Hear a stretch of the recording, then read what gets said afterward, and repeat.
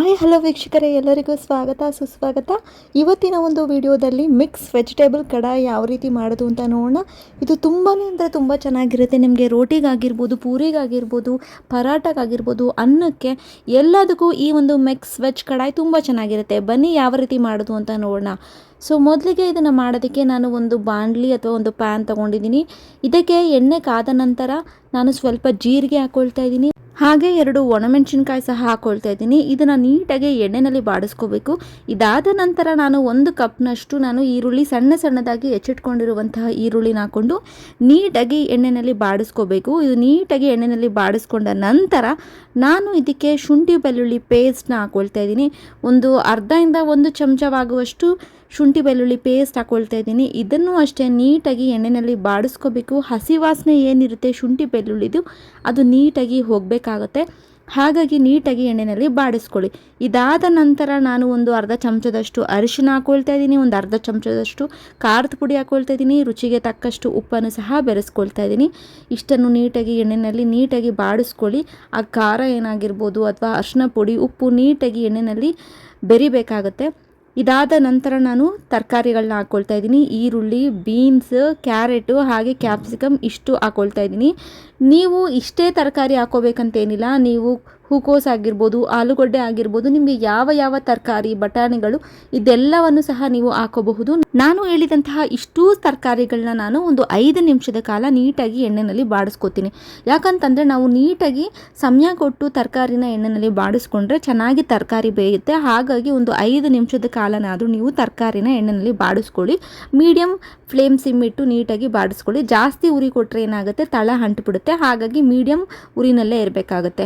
So ಈಗ ತರಕಾರಿ ಬೇಯ್ತಾ ಇರಲಿ ಒಂದು 5 ನಿಮಿಷ. ಅಷ್ಟರಲ್ಲಿ ನಾನು ಒಂದು ಪುಡಿ ರೆಡಿ ಮಾಡ್ಕೋಬೇಕಾಗುತ್ತೆ. ವೆಜ್ ಕಡಾಯಿ ಮಾಡ್ಕೊಳ್ಳೋದಕ್ಕೆ ಆ ಒಂದು ಪುಡಿ ತುಂಬಾ ಸೀಕ್ರೆಟ್ ಇಂಗ್ರೀಡಿಯೆಂಟ್ ಅಂತಲೇ ಹೇಳಿದ್ರೆ ತಪ್ಪಾಗಲ್ಲ. ಆ ಒಂದು ಪುಡಿನ ನಾವು ರೆಡಿ ಮಾಡ್ಕೊಳ್ಳೋಣ. ಮೀನ್ ವೈಲ್ ಈ ತರಕಾರಿ ಒಂದು 5 ನಿಮಿಷ ಬೇಯ್ತಾ ಇರಲಿ. ಇದು ಬೇಯ್ತಾ ಇದ್ದಾಗಲೇ ನಾನು ಪಕ್ಕದಲ್ಲಿ ಆ ಪುಡಿನ ರೆಡಿ ಮಾಡ್ಕೊಳ್ತೀನಿ. ಸೊ ಆ ಪುಡಿ ರೆಡಿ ಮಾಡ್ಕೊಳ್ಳೋದಕ್ಕೆ ನಾನು ಒಂದು ಚಿಕ್ಕದಾದಂತಹ ಒಂದು ಬಾಣಲಿನ ಇಟ್ಕೊಂಡು ಈಗ ನಾನು ಇದಕ್ಕೆ 1 ಚಮಚದಷ್ಟು ನಾನು ಜೀರಿಗೆ ತಗೊಳ್ತಾ ಇದ್ದೀನಿ. 1-1.5 ಚಮಚದಷ್ಟು ಜೀರಿಗೆ ತಗೊಳ್ತಾ ಇದ್ದೀನಿ. 1 ಚಮಚದಷ್ಟು ಮೆಣಸು, 1 ಅಥವಾ 1.5 ಚಮಚ ಎಷ್ಟಾದರೂ ಪರವಾಗಿಲ್ಲ, ಸ್ವಲ್ಪ ಮೆಣಸು ತಗೊಳ್ತಾ ಇದ್ದೀನಿ.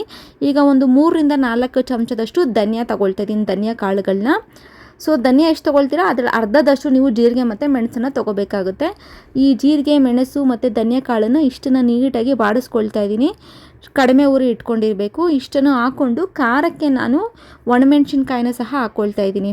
ಒಣಮೆಣಸಿನ್ಕಾಯಿ ನಿಮ್ಮಿಷ್ಟ, ನೀವು ಖಾರ ಎಷ್ಟು ಬೇಕು ಅದರ ಅನುಗುಣವಾಗಿ ನೀವು ಹಾಕ್ಕೋಬಹುದು. ನಾನು ಈಗ ಒಂದು 5-6 ಒಣಮೆಣಸಿನ್ಕಾಯಿನ ಹಾಕ್ಕೊಳ್ತಾ ಇದ್ದೀನಿ. ಈಗ ಖಾರ ನೀವು ಕಡಿಮೆ ಆದರೆ ನೀವು ಮತ್ತೆ ಹಾಕ್ಕೋಬಹುದು ಅಡುಗೆ ಮಾಡುವಾಗ. ಈಗ ನೀವು ಇಲ್ಲಿ ಸ್ವಲ್ಪ ಹಾಕ್ಕೊಂಡ್ರೆ ಸಾಕು. 5-6 ಒಣಮೆಣಸಿನ್ಕಾಯಿ ಹಾಕ್ಕೊಂಡು ಇಷ್ಟನ್ನು ಮೀಡಿಯಮ್ ಊರಿನಲ್ಲಿ ನೀಟಾಗಿ ಬಾಡಿಸ್ಕೋಬೇಕು. ಇದಕ್ಕೆ ಯಾವುದೇ ರೀತಿಯಾದಂತಹ ಎಣ್ಣೆನ ನಾನು ಬಳಸ್ತಾ ಇಲ್ಲ, ಹಾಗೆ ನಾನು ಹುರ್ಕೊಳ್ತಾ ಇದ್ದೀನಿ. ಇಷ್ಟನ್ನು ನೀಟಾಗಿ ಹುರ್ಕೋಬೇಕು. ಅದು ಕಂದು ಬಣ್ಣಕ್ಕೆ ತಿರುಗುತ್ತೆ. ನೀಟಾಗಿ ಕಂದು ಬಣ್ಣಕ್ಕೆ ತಿರುಗ್ತಾ ಇದೆ ಅಂದರೆ ಅದು ರೆಡಿ ಆಗಿದೆ ಅಂತ. ನೀವು ಕೇವಲ ಸುಮ್ಮನೆ 1 ನಿಮಿಷ 2 ನಿಮಿಷ ಹುರ್ಕೊಂಡ್ರೆ ಚೆನ್ನಾಗಿರಲ್ಲ. ನೀಟಾಗಿ ಹುರ್ಕೋಬೇಕಾಗುತ್ತೆ. ಕಂದು ಬಣ್ಣ ತಿರುಗಬೇಕು, ಆವಾಗಲೇ ಇದು ತುಂಬ ಚೆನ್ನಾಗಾಗಿದೆ ಅಂತ ಅರ್ಥ. ಇದನ್ನು ನಾನು ನೀಟಾಗಿ ಪೌಡರ್ ಮಾಡ್ಕೋಬೇಕು. ಇದಕ್ಕೆ ನೀರನ್ನು ಸಹ ಬೆರೆಸ್ತಾ ಇಲ್ಲ, ಎಣ್ಣೆನೂ ಸಹ ಬೆರೆಸ್ತಾ ಇಲ್ಲ, ಜಸ್ಟ್ ಹಾಗೇ ರುಬ್ಕೊಂಡಿರೋದು. ಇದು ಈ ರೀತಿಯಾದಂತಹ ಪೌಡರ್ ಆಗುತ್ತೆ. ಈ ಒಂದು ಪೌಡರ್ನನ್ನು ನಾವು ತರಕಾರಿ ಏನು ಬೇಯಿಸೋಕ್ಕಿಟ್ಟಿದ್ವಿ ಒಂದು 5 ನಿಮಿಷಗಳ ಕಾಲ, ಅದಕ್ಕೆ ನಾನು ಪೌಡರ್ನ ಬೆರೆಸ್ಕೊಳ್ತಾ ಇದ್ದೀನಿ. ನಿಮಗೆ ಖಾರ ಕಡಿಮೆ ಬೇಕಾದಲ್ಲಿ ಒಂದು 2 ಸ್ಪೂನ್ ಹಾಕೋಬಹುದು, ಒಂದು 3 ಸ್ಪೂನ್ ಹಾಕೋಬಹುದು. ನಾನು ಪೌಡರ್ನೇನು ರುಬ್ಬಿಟ್ಕೊಂಡಿದ್ದೆ ಅಷ್ಟನ್ನು ಸಹ ಹಾಕ್ಕೊಂಡು ನೀಟಾಗಿ ಎಣ್ಣೆಯಲ್ಲಿ ಅದನ್ನು ಅಷ್ಟೇ ಬಾಡಿಸ್ಕೊಳ್ತೀನಿ. ಇಲ್ಲ ಅಂದರೆ ನಿಮ್ಗೆ ಏನಾಗುತ್ತೆ, ಪೌಡರ್ ಪುಡಿ ಅನಿಸುತ್ತೆ. ಸೊ ಹಾಗಾಗಿ ಎಣ್ಣೆಯಲ್ಲಿ ನೀಟಾಗಿ ಬಾಡಿಸ್ಕೊಳ್ಳೋದು ಮುಖ್ಯ ಆಗುತ್ತೆ. ನೀಟಾಗಿ ಈ ರೀತಿಯಾಗಿ ಪೌಡರ್ನ ರುಬ್ಬಿಟ್ಕೊಂಡಿರುವಂಥ ಪೌಡರ್ನ ಹಾಕಿ ನೀಟಾಗಿ ಬಾಡಿಸ್ಕೊಳ್ಳಿ. ಆ್ಯಂಡ್ ಇನ್ನೊಂದು ಮುಖ್ಯವಾದ ಏನು ಅಂಶ ಅಂತಂದರೆ ಟೊಮೊಟೊಗಳನ್ನು ನಾನು ಈ ರೀತಿ ಟೊಮೊಟೊ ಪ್ಯೂರಿ ಮಾಡ್ಕೊಂಡಿದ್ದೀನಿ. 2-3 ಟೊಮೊಟೊನ ನಾನು ತೊಗೊಂಡು ಅದನ್ನು ಮಿಕ್ಸಿ ಜಾರ್ನಲ್ಲಿ ಈ ರೀತಿ ಪ್ಯೂರಿ ಅಂದರೆ ಪೇಸ್ಟ್ ಮಾಡಿಕೊಂಡು ನಾನು ಅದನ್ನು ಹಾಕ್ಕೊಳ್ತಾ ಇದ್ದೀನಿ. ಇದನ್ನು ಅಷ್ಟೇ ಮಿಸ್ ಮಾಡಬೇಡಿ. ಆ್ಯಂಡ್ ಟೊಮೊಟೊ ಜೊತೆಗೆ ನಾನಿಂದು 3-4-5 ಗೋಡಂಬಿ ಸಹ ಹಾಕ್ಕೊಂಡಿದ್ದೀನಿ. ಅದು ಸ್ವಲ್ಪ ನಿಮಗೆ ಖಾರನ ಕಡಿಮೆ ಮಾಡಿ ಒಂದು ಥಿಕ್ನೆಸ್ ಕೊಡುತ್ತೆ. ಸೊ ಇಷ್ಟನ್ನು ಅಷ್ಟೇ ನೀಟಾಗಿ ಹಾಕ್ಕೊಂಡು ಈಗ ಮೊಸರು ಹಾಕ್ಕೊಳ್ತಾ ಇದ್ದೀನಿ. ಮೊಸರು ಹಾಕ್ಕೊಂಡಾಗ ಒಂದು ರುಚಿ ಬರುತ್ತೆ. ಒಂದು ಹುಳಿ ಅಂಶ ಏನಿರುತ್ತೆ ತೀರಾ ಅಲ್ಲ, ಸ್ವಲ್ಪ ಒಂದು ಹುಳಿ ಅಂಶ ರುಚಿಯಾಗಿ ಚೆನ್ನಾಗಿ ಕೊಡುತ್ತೆ. ಹಾಗಾಗಿ ಆ ಗ್ರೇವಿ ಟೆಕ್ಸ್ಚರ್ ಬರೋದಕ್ಕೆ, ಥಿಕ್ನೆಸ್ ಆ್ಯಡ್ ಆಗೋದಕ್ಕೆ ನಾನು ಮೊಸರನ್ನ ಹಾಕ್ಕೊಳ್ತಾ ಇದ್ದೀನಿ. ಈ ರೀತಿ ಮಾಡೋದ್ರಿಂದ ಏನಾಗುತ್ತೆ, ಒಂದು ಹೋಟೆಲ್ ಶೈಲಿಯ ವೆಜ್ ಕಡಾಯಿ ರುಚಿ ಬರುತ್ತೆ, ಇಲ್ಲ ಅಂತಂದರೆ ನಿಮಗೆ ರುಚಿ ಬರಲ್ಲ. ಹಾಗಾಗಿ ಟೊಮೊಟೊ ಪ್ಯೂರಿ ಆಗಿರ್ಬೋದು, ಮೊಸರಾಗಿರ್ಬೋದು, ಅಥವಾ ಟೊಮೊಟೊಗೆ ಗೋಡಂಬಿನ ಹಾಕಿ ಪೇಸ್ಟ್ ಮಾಡಿರೋ ಅಂಥದ್ದು, ಅಥವಾ ನಾವು ರುಬ್ಬಿಟ್ಕೊಂಡಿರುವಂತಹ ಪೌಡರ್, ಇವೆಲ್ಲವೂ ಅಷ್ಟೇ ವೆಜ್ ಕಡಾಯಿ ಮಾಡೋದಕ್ಕೆ ಒಂದು ಸ್ಪೆಷಲ್ ರುಚಿನ ಹೆಚ್ಚು ಮಾಡಿಸುತ್ತೆ. ಹಾಗಾಗಿ ಇಷ್ಟು ಐಟಮನ್ನು ನೀವು ನೀಟಾಗಿ ಎಲ್ಲದನ್ನು ಇದಕ್ಕೆ ಹಾಕಿ ನೀಟಾಗಿ ಈಗ ಮಿಕ್ಸ್ ಮಾಡ್ಕೋಬೇಕು. ನಿಮಗೆ ಈ ಒಂದು ಕನ್ಸಿಸ್ಟೆನ್ಸಿ ಬೇಕಿದ್ರೆ ಸಾಕು.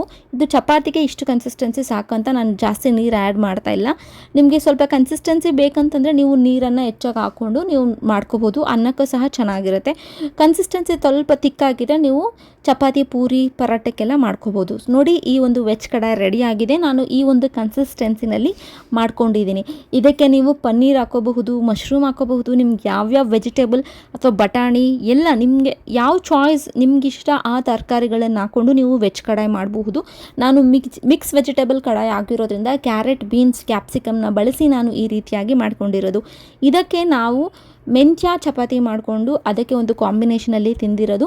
ತುಂಬ ಅಂದರೆ ತುಂಬ ರುಚಿಯಾಗಿತ್ತು. ಮೆಂತ್ಯ ಚಪಾತಿಗೆ ಈ ಒಂದು ಮಿಕ್ಸ್ ವೆಜಿಟೇಬಲ್ ಕಡಾಯಿ ಥೇಟ್ ಹೋಟೆಲ್ನಲ್ಲಿ ಸಿಗುವಂತಹ ಅಷ್ಟೇ ರುಚಿಯಾಗಿತ್ತು.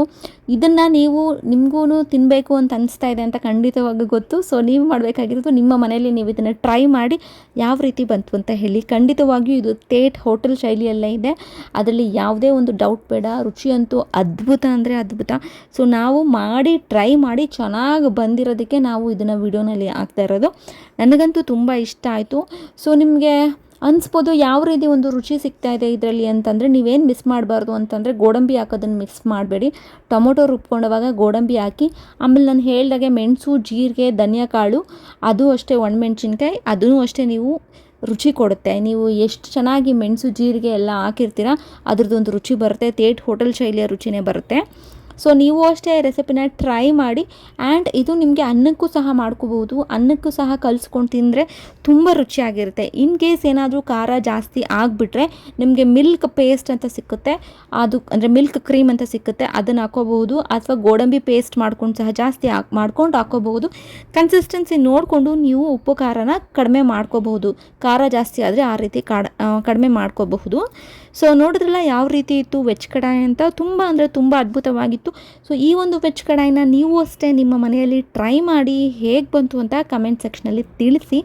ಸೊ ತುಂಬ ಥ್ಯಾಂಕ್ ಯು ಸೋ ಮಚ್ ಈ ಒಂದು ವಿಡಿಯೋ ನೋಡಿದ್ದಕ್ಕಾಗಿ. ನಿಮ್ಮ ಒಂದು ಪ್ರೋತ್ಸಾಹ ಇದೇ ರೀತಿ ಇರಲಿ. ಆ್ಯಂಡ್ ಯಾರೆಲ್ಲ ನಮ್ಮ ಚಾನಲ್ ಸಬ್ಸ್ಕ್ರೈಬ್ ಆಗಿಲ್ಲ, ಫಸ್ಟ್ ಟೈಮ್ ನೋಡ್ತಾ ಇದ್ದೀರಾ, ಪ್ಲೀಸ್ ಸಬ್ಸ್ಕ್ರೈಬ್ ಆಗಿ. ಯಾವುದೇ ಒಂದು ವಿಡಿಯೋ ಅಪ್ಲೋಡ್ ಮಾಡಿದಾಗಲೂ ನಿಮಗೆ ನೋಟಿಫಿಕೇಷನ್ ಬರುತ್ತೆ. ಹೀಗೆ ಹೇಳ್ತಾ ಈ ಒಂದು ವಿಡಿಯೋನ ನಾನು ಮುಗಿಸ್ತಾ ಇದ್ದೀನಿ. ಮತ್ತೊಮ್ಮೆ ಎಲ್ರಿಗೂ ತುಂಬ ಧನ್ಯವಾದಗಳು ಯಾರೆಲ್ಲ ಈ ವಿಡಿಯೋ ನೋಡಿದ್ದಕ್ಕಾಗಿ. ಇದೇ ರೀತಿ ನಿಮ್ಮ ಪ್ರೋತ್ಸಾಹ ಇರಲಿ. ಮತ್ತೊಮ್ಮೆ ಧನ್ಯವಾದಗಳು ವೀಕ್ಷಕರೇ.